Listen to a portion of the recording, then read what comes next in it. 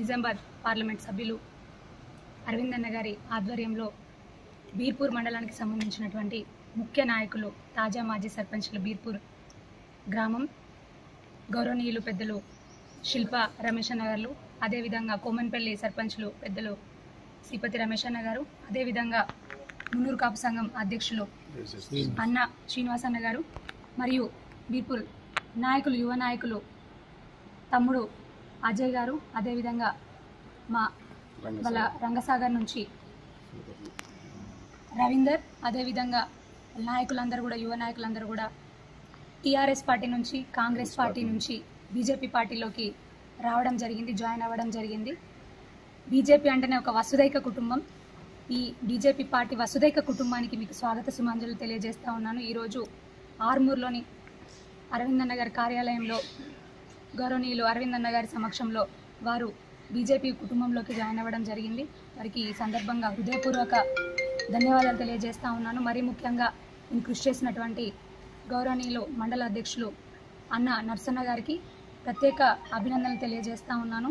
మనందరము కూడా కలిసికట్టుగా ఒక కుటుంబంలాగా ముందుకెళ్ళి బీర్పూర్ మండల్లో పార్టీ బలోపేతానికి మనందరం కూడా కృషి చేసి గౌరవనీయులు నరేంద్ర మోదీ గారి ఆశీస్సులతోని, వారి సహాయ సహకారాలతోని ఈ రోజున ఏవేవైతే మనకు అభివృద్ధి సంక్షేమ కార్యక్రమాలన్నీ జరుగుతూ ఉన్నాయో వాళ్ళందరికీ కూడా ప్రజల దగ్గరికి తీసుకుని వెళ్ళి మనందరం కూడా రానున్న పార్లమెంట్ ఎలక్షన్లో గౌరవనీయులు అరవింద్ అన్న గారి నాయకత్వాన్ని మరింత బలపరుస్తూ వారి విజయానికే మనందరం కూడా కృషి చేద్దామని, మరి మన అధ్యక్షులుగా, మన నాయకులుగా అక్కడ మోదీ గారు ఉంటారు, ఇక్కడ ఏడీ గారు ఉంటారని మరొక్కసారి తెలియజేసుకుంటూ మీరందరి సహాయ సహకారాలు ఎల్లప్పుడూ కూడా మాతో ఉండాలని మరొక్కసారి కోరుకుంటా ఉన్నాను.